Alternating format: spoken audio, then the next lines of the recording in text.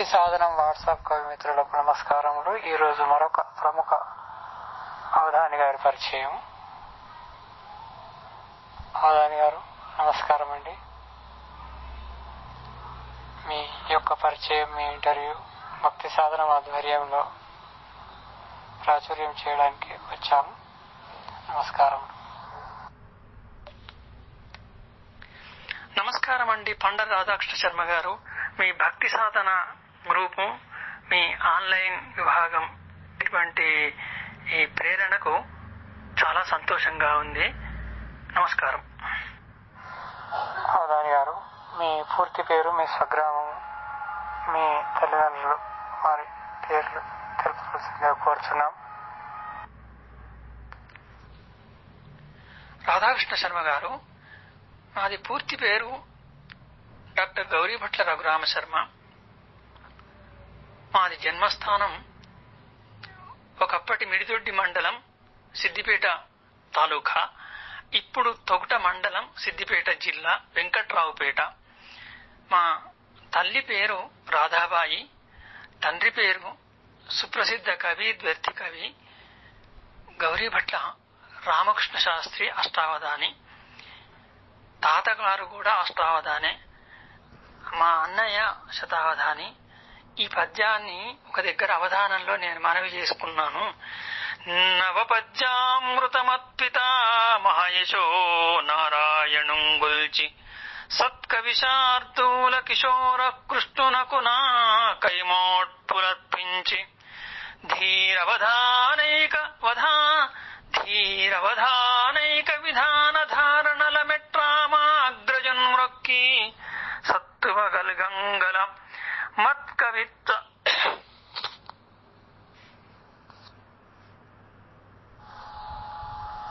మీ నాన్నగారు రామకృష్ణ గారు గొప్ప కవి పండితులు అని అంటారు. వారి గురించి, వారి సాహిత్యం, వారి గురించి కొద్దిగా వివరించవలసిందిగా కోరుచున్నామండి. మా నాన్నగారు ఆయన చిన్నప్పటి నుండి కూడా కవితా ఆసక్తి బాగా ఉండేది. వారు మున్నాలాల్ పాఠశాలలో విద్యను అభ్యసించారు. అంతకుముందు వేములవాడలో కూడా సంస్కృత కళాశాలలో చదువుకున్నారు. అక్కడి నుంచి మున్నాలాల్ పాఠశాలకు వచ్చారు. అక్కడి నుంచి వేదాంత వర్ధంలో చేరుకొని అక్కడ షఠగోప రామానుజాచార్యుల దగ్గర కాస్త ఆయన శిష్యునిగా ఉండి వారేదో శ్లోకం చెప్పితే ఈయన కూడా దానికి శ్లోకం సమాధానం చెప్పి వారిని మెప్పించి వారి ఆశీస్సును పొందగలిగినటువంటి స్తోమత అఖితాపన్న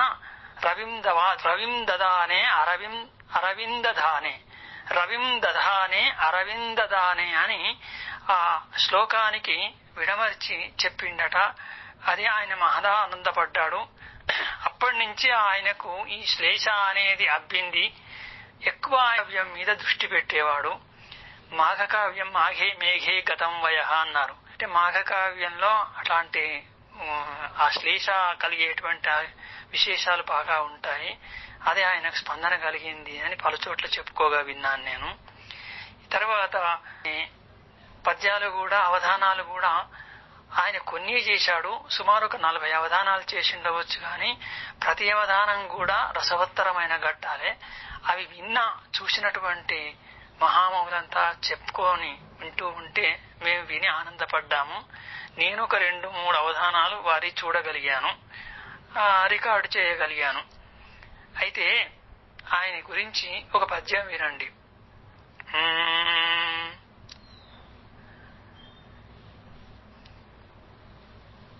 అవధానాశు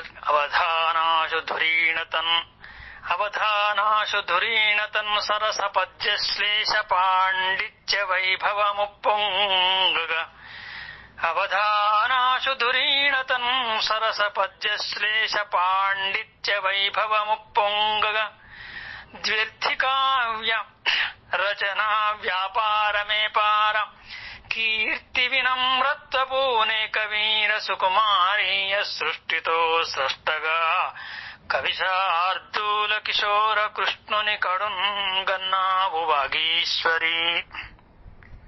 మరొక పారి వినండి. అవధానాశు దురీణతన్ సరస పద్యశ్లేష పాండిత్య వైభవముప్పొంగగ ద్వ్యర్థికావ్యరచన వ్యాపారమేపార కీర్తి వినమ్రత్వపు నేకమీన సుకుమారీయ సృష్టితో స్రష్టగా కవిశార్దూల కిశోర కృష్ణుని కడున్ గన్నావు వాగేశ్వరి. నాన్నగారి కావ్యాలు కొన్ని ముద్రణైనవి. అందులో ఈ గోపబాల మానసిక పూజ, పోచమాంబాష్టకము, హనుమతు పూజ, తర్వాత రాజరాజేశ్వరి, ఇవన్నీ కూడా అచ్చయిపోయినవి. తర్వాత కూడా అవి మాకు అందుబాటులో లేకుంటే మా అన్నగారే ప్రాతినిధ్యం వహించి కవన బృందావనం అనే పేరుతో వాటిని అచ్చు వేశారు. దాంట్లో ఉన్నాయి. ఈయన యొక్క కవన బృందావనం అంటే మా నాన్నగారు రాసినటువంటి దాదాపుగా అన్ని శ్లేష చాటుపద్యాలు అన్ని కూడా దాంట్లో పొందుపరిచారు. ఇక ప్రసిద్ధమైనటువంటిది ఏకవీర కుమారీయం అని వారు రాశారు.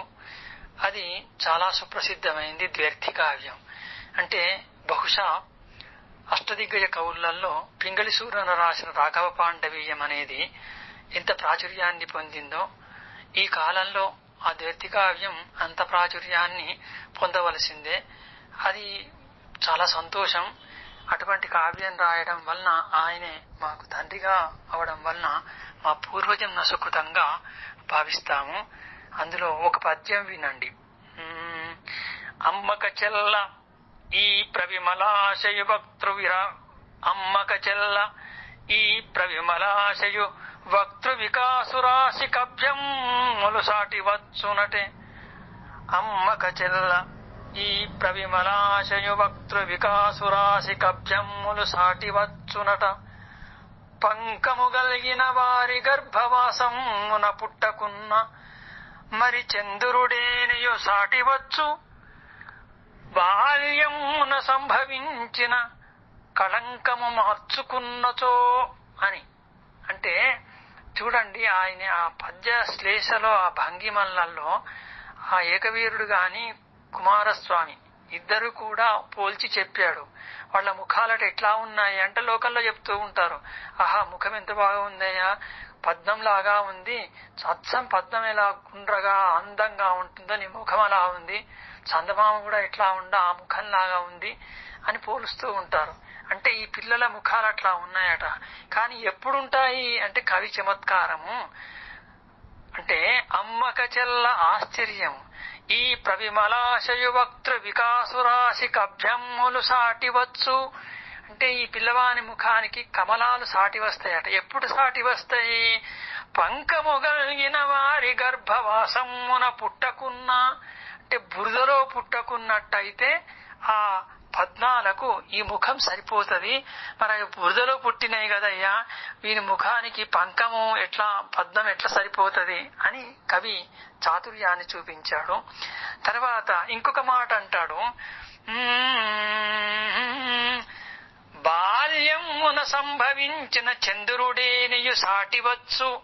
మరి చంద్రుడేనియు సాటివచ్చు. బాల్యమున సంభవించిన కళంకము మార్చుకున్నచో. ఇక చందమామ కూడా వస్తాడు వీళ్ళ ముఖాలకు సాక్షి. ఎట్లా అంటే వీళ్ళ ముఖములు ఎప్పుడు ఆయన చంద్రుడు సాటి వస్తాడు అంటే చంద్రుడు బాల్యంలో మత్స ఉన్నది కదా, అది గనక తొలగినట్టయితే ఈ పిల్లల ముఖాలకు ఆ చంద్రుని యొక్క సరిపోతుంది, చంద్రబింబం సరిపోతుంది అన్నట్టుగా చెప్పాడు. అంటే అంత దిశనా ప్రజ్ఞత కలిగినటువంటి మనీషి మా తండ్రి గారు. మీరు సాహిత్య రంగంలో చేసిన కృషి, పద్యాలు చక్కగా ఉంటాయంటారు చాలా మంది. మీరు ఇంతవరకు ఎన్ని అవధానాలు చేశారు? శతకాలు ఏమైనా రాసినారా? అవధానాలు ఎన్ని చేసినారు? మీ యొక్క సాహిత్య పరంపరను తెలియజేయవలసిందిగా కోరుచున్నాం.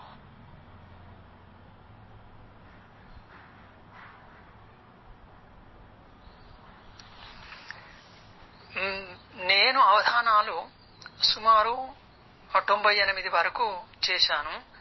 పలు చోట్ల చేశాను. ఆంధ్ర ప్రాంతంలో కూడా నరసరావుపేట అంటే జగద్గురు భారతీ తీర్థస్వామి జన్మస్థలం. అక్కడ వాళ్ళు చూపిన ఆదరణ, ఆ అవధానకు స్పందన చాలా బాగా అనిపించింది. అక్కడ వాళ్ళు నన్ను అడిగారు, అంటే మీకు ఇందాక చెప్పింది అదే, ఏమండి చాలా మంది వాళ్ళ గురించి వాళ్ళు చెప్పుకుంటారు, మీరు మీ వాళ్ళ గురించి చెప్పుకున్నారు అని అన్నారు. అంటే అదే కదనండి జన్మ సంస్కారం. ఈ జన్మ ఎందుకు వచ్చింది అంటే వాళ్ళ గురించి చెప్తే మన గురించి చెప్పినట్టే అవుతుంది కదా అని నేను మా నాన్న, తాత, అన్నయ్య వీళ్ళ గురించి అక్కడ ఆ పద్యాన్ని చెప్పి వాళ్లకు వినిపించాను. ఇంకా ప్రతి అవధానంలో కూడా నేను ఈ నాన్నగారి స్మరణ చేస్తూ ఉంటాను. జన్మకు కవితా కన్యక జన్మకు సంస్కారమిడిన జనకవరేణ్యున్, జన్మకు కవితా కన్యక జన్మకు సంస్కారమిడిన జనకవరేణ్యున్. అవధానాలు సుమారు నేను ఒక 98 వరకు చేశాను. మీ అన్నగారు శతావధాని కదా, మీకు కూడా శతావధానం చేయాలనే కోరిక ఏమైనా ఉన్నదా?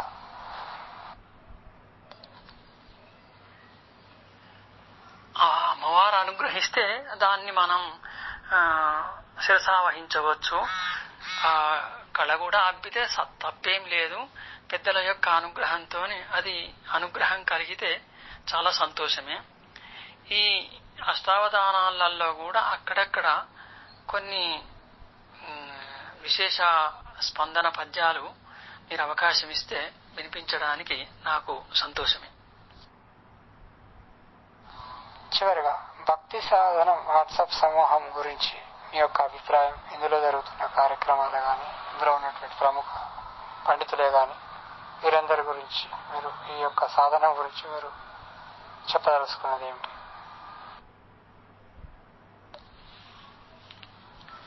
భక్తి సాధన గ్రూప్ గురించి మీ అభిప్రాయం అని నన్ను అడిగారు. ఆ అభిప్రాయం చెప్పే ముందు ఒక 2 పద్యాలు ఆ అవధానాలలో కలిగినవి, ఓ సమస్య ఒక దత్తపది వినిపిస్తాను. కరీంనగర్ లో అవధానంలో అడిగారు, బర్లను వండి పెట్టిరట బ్రాహ్మలు అద్భుత భోజనం వనం అంటే దానికి ఈ విధంగా పూరణ చేశాను. తెల్లగు సంప్రదాయముకు దీక్షత కలిగిన దక్షులయ్యి, తెల్లగు సంప్రదాయముకు దీక్షత కలిగిన దక్షులయ్యే సంస్కారులుగా రూపుదిద్దుకొని చప్పటి పప్పును సన్ననెయ్యి సాంబార్ల రుచించు షడ్రుచుల బాస్మతి బియ్యము లెక్కకేకు నంబర్లను వండి పెట్టిరట బ్రాహ్మలు అద్భుత భోజనం బనన్ అని నింపాను. ఇక వెంకటేశ్వర భక్తి సాధనలో వెంకటేశ్వర భక్తి ఛానల్లో ఎస్విబి ఛానల్, వెంకటేశ్వర భక్తి ఛానల్లో వాళ్ళు ఒక దత్తపది అడిగారు. ఐ కిషన్ రావు దానికి అధ్యక్షుడు. చావు బొంద పుర్రే పాడే, దీన్ని పార్వతీ కళ్యాణంలో కోకిలలు మంగళహారతి పాడినట్టుగా వర్ణించమన్నారు. అంటే చెప్పాను, పుర్రె గలవాడే విషభోక్త ముజ్జగమున, పుర్రె గలవాడే విషభోక్త ముజ్జగమున, చావులేనట్టివాడే భోజతకు నాకు భర్తగాన్ బొంద పార్వతి పరిణయమున, భర్తగాన్ బొంద పార్వతి పరిణయమున, గళము విప్పుచు పికము మంగళము పాడే, గళము విప్పుచు పికము మంగళము పాడే. అంటే ఈ విధంగా నింపడం జరిగింది. ఈ భక్తి సాధన గూర్చి వినండి. రాధాకృష్ణ కరోపలాలితమునై ప్రావీణ్య స్నేహాకృతై సౌధమై విబుధోపమానమయమై సద్భక్తి సేవా కళా ప్రాధాన్యైక పురస్కృతై రుచిర సంపల్లీల లోలాకృతై సాధర్మ్యం మన పండరీ విభవా శశ్వన్మిత్ర విప్రాగ్రణి. అంటే భక్తి సాధన గ్రూప్ పై నాకు సదభిప్రాయం అంటే ఆ కళలను ఎక్కడిక్కడి వాళ్లను ఆ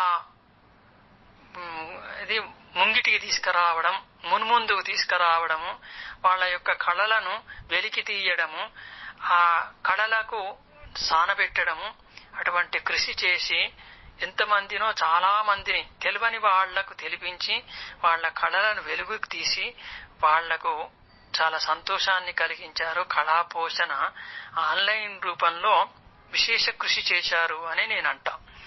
ఎందుకు అంటే ఇవాళ ఈ కరోనా వ్యాప్తి పరంగా వాళ్లకు కూడా ఎవరికైనా కళాకారులు కాని ప్రతి వాళ్ళు కూడా నిరుత్సాహంగానే ఉంటున్నారు. దేనివల్ల కూడా వాళ్లకు ఉపాధి లేదు, అనేక రకాలుగా ఇబ్బందులుగా ఉన్నాయి. కానీ ఈ విధంగా ప్రోత్సాహం వలన అవి మరిచిపోయి మా కళలకు వెలుగొచ్చింది కదా అనేటువంటి ఒక సంతృప్తి మిగులుస్తుంది. జగన్మాత భోళాశంకరుడు, ఈశ్వరీదేవి భోళాశంకరుడు నిజంగా కూడా నేను అంటాను కదా, భోళాశంకరుడు అంటే మీరు కూడా ఆ స్వామి స్వరూపమే అని చెప్పి నేను భావిస్తాను. ఎందుకంటే మాటలు కాదయ్యా, ఈ కార్యక్రమాలు చేపట్టాలి అంటే కార్యనిర్వాహకుడే గొప్ప అంట. నేను కార్యం నిర్వహించే వాళ్ళేమో చాలా మంది వేదిక తయారుగా ఉంటే ఏదో వేదిక చేసుకొని వెళ్ళిపోతారు. కానీ ముందు వెనుక ఉండేటువంటి సాధక బాధకాలు అనేవి ఆ కార్యకర్తనే భరిస్తాడు. అతనికి శిరసా నమస్కారం. అటువంటి వ్యయ ప్రయాసలు కోర్చి చాలా చక్కటి కార్యక్రమాలు చేసి మీరు నిజంగా కూడా మిత్రులు, చాలా అభినందనీయులు అని నేను అంటాను. ధన్యవాదాలండి అవధాని గారు, చాలా చక్కగా వివరించారు అన్ని విషయాలు కూడా. మీతో ఈ ఇంటర్వ్యూ తీసుకోవడం కూడా చాలా ఆనందదాయకం. మీకు అనేక ధన్యవాదాలు.